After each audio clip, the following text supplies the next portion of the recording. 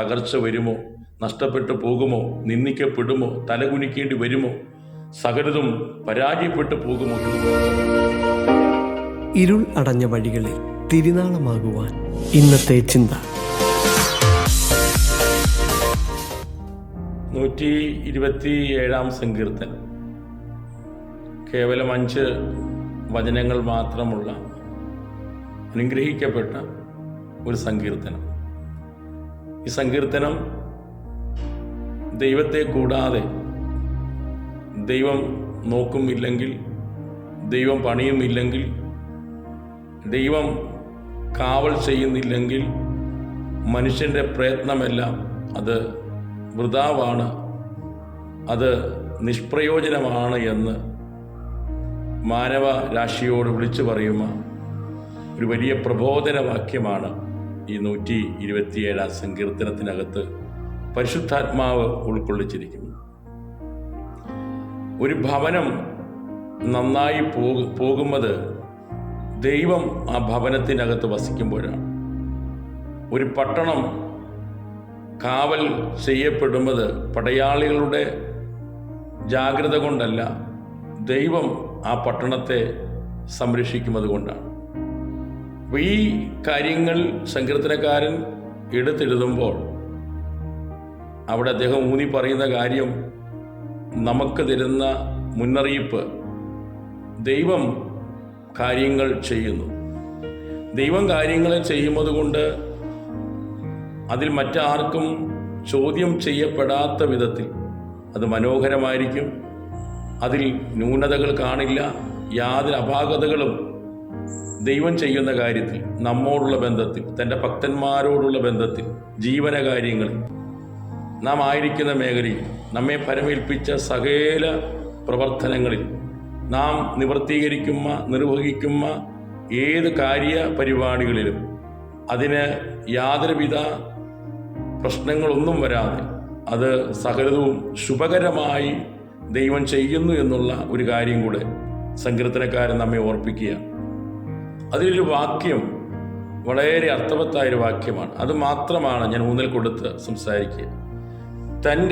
അതിൻ്റെ 2-ാം വാക്യത്തിൻ്റെ ഏറ്റവും ഒടുവിലത്തെ വാക്യം, തൻ്റെ പ്രിയനോ അത് ഉറക്കത്തിൽ കൊടുക്കുന്നു.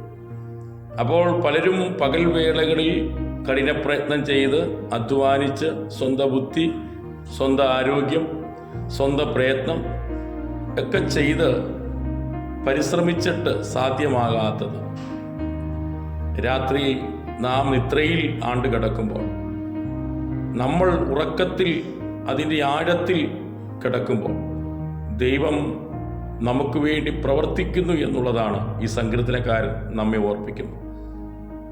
ഉറക്കത്തിലാണത് ചെയ്യുന്നത്. നമുക്കറിയാം, അപ്പോസ്തലനായ പത്രോസ് തടവറയിൽ കാവൽക്കാരുടെ ഇടയിൽ താൻ സുഖമാനം കിടന്നുറങ്ങുകയാണ്. എന്നാൽ തടവറയുടെ അന്തരീക്ഷത്തിൽ നിന്ന് ഒരു ഭവനത്തിലെ അന്തരീക്ഷത്തിലേക്ക് തന്നെ ആ ഉറക്കത്തിൽ ആ ദൂതൻ ഉണർത്തി തന്നെ അവിടേക്ക് കൊണ്ടുപോവുകയാണ്. താൻ ഒരിക്കലും വിചാരിച്ചില്ല അടുത്ത പ്രഭാതം ഒരു ഭവനത്തിൻ്റെ അന്തരീക്ഷത്തിൽ തനിക്കായിരിക്കാൻ പറ്റുമോ. ചിലപ്പോൾ നീണ്ട നാളുകൾ തടവറയുടെ അന്തരീക്ഷത്തിൽ കാലം കഴിക്കേണ്ടി വരുമെന്ന് ഒരുപക്ഷെ പത്രോസ് വിചാരിച്ച് കാണും. പക്ഷെ ഉറക്കത്തിൽ താൻ ഉറങ്ങിയ സമയത്ത് താൻ പോലും അറിയാതെ, ഒരുപക്ഷെ താൻ എന്തു സംഭവിച്ചെന്ന് അറിയാൻ പറ്റുന്നില്ല, ആ ഉറക്കത്തിൽ പോലെ തന്നെ ദൂതൻ തന്നെ പ്രാർത്ഥിക്കുന്ന ഒരു അറ്റ്മോസ്ഫിയറിലേക്ക്, അവിടെ സ്നേഹിക്കുന്നവരുണ്ട്, കരുതുന്നവരുണ്ട്, ആദരിക്കുന്നവരുണ്ട്, അതിഥി സൽക്കാരം ചെയ്യുന്നവരുണ്ട്. അങ്ങനെ ഒരു പ്രാർത്ഥനാ സ്ഥലത്ത് ഒരു മനുഷ്യൻ്റെ ഉള്ള് തണുപ്പിക്കുന്ന ഏതെല്ലാം ഉപകാരങ്ങളുണ്ടോ, തടവറയ്ക്കകത്ത് ആ ഉപകാരങ്ങളില്ല. അവിടുത്തെ അനുഭവങ്ങൾ മനുഷ്യനെ നോവിക്കുന്ന, മനുഷ്യനെ കൂടുതൽ ഭയപ്പെടുത്തുന്ന ഒരു അറ്റ്മോസ്ഫിയറാണ്, സാഹചര്യമാണ്.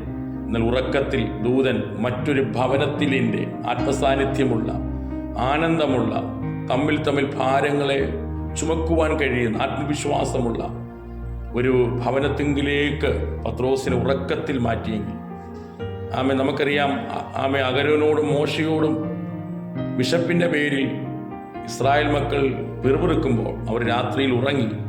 പ്രഭാതമായപ്പോൾ മഞ്ഞിനോടൊപ്പം മന്നയെ കൊടുത്ത ദൈവം.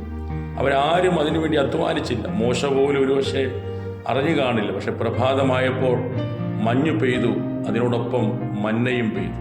അങ്ങനെയെങ്കിൽ പലപ്പോഴും നമ്മൾ ഉറക്കങ്ങളിലാണ് കൂടുതൽ വിചാരപ്പെട്ട് നാളെ എന്താകും, മക്കളുടെ കാര്യം എന്താകും, ശുശ്രൂഷ എന്താകും, സഭയുടെ കാര്യം എന്താകും, അല്ലെങ്കിൽ ഈ വിഷയത്തിൽ, ഈ രോഗത്തിൽ എന്തായിരിക്കും ഇതിൻ്റെ പരിണിത ഫലം, തകർച്ച വരുമോ, നഷ്ടപ്പെട്ടു പോകുമോ, നിന്ദിക്കപ്പെടുമോ, തലകുനിക്കേണ്ടി വരുമോ, സകലതും പരാജയപ്പെട്ടു പോകുമോ എന്ന് ഉറക്കത്തിൽ നാം ആശങ്കപ്പെട്ട് കിടന്നിട്ടുണ്ട്.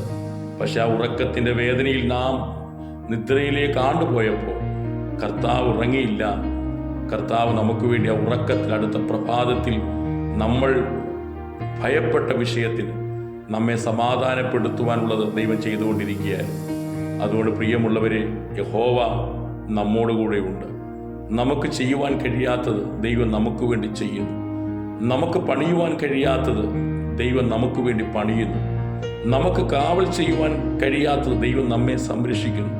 അതുകൊണ്ട് പ്രിയമുള്ളവരെ, നമ്മെ അറിയുന്ന, നമ്മുടെ സങ്കടം പരിഹരിക്കുന്ന, നമുക്ക് മുമ്പേ പോകുന്ന, നമ്മുടെ തല ഉയർത്തുന്ന, നമ്മുടെ വിചാരങ്ങൾക്ക് സമാധാനം കൊണ്ട് തീർപ്പ് കൽപ്പിക്കുന്ന പരമസമ്പന്നനായ ഒരു ദൈവം നമുക്ക് വേണ്ടി, നമ്മുടെ തലമുറകൾക്ക് വേണ്ടി ജാഗരിക്കുന്നു എന്നാണ് ഈ വചനത്തിൽ നാം തലമുറകൾ എന്നുള്ള വിഷയം കൂടെ ഇതിനകത്ത് ഉൾക്കൊള്ളിച്ചിരിക്കുന്നു. അതെ, ഇന്നത്തെ തലമുറയിൽ പലവിധമായ വേദനകൾ ശത്രു കൈമാറുമ്പോൾ നമ്മുടെ തലമുറ നമുക്ക് എന്നും ഒരു ആശ്വാസകരമായിരിക്കട്ടെ എന്നുള്ള ആശ്വാദം കൂടെ ഈ സങ്കീർത്തനക്കാരൻ നമുക്ക് നൽകുന്നുണ്ട്. തലമുറകൾ, ഭവനം, പോകുന്നിടം എല്ലാം നമ്മെ അറിയുന്ന, നമുക്ക് വേണ്ടി പണിയുന്ന, നമ്മെ സംരക്ഷിക്കുന്ന, നമ്മെ സ്നേഹിക്കുന്ന ഒരു ദൈവമുണ്ട് എന്നുള്ള ഉറപ്പിന്മേൽ നമുക്ക് ഈ സങ്കീർത്തനത്തെ ധ്യാനിക്കാം. ആ ഉറപ്പ് നമുക്കുണ്ടാകട്ടെ. ദൈവം എല്ലാവരെയും അനുഗ്രഹിക്കും.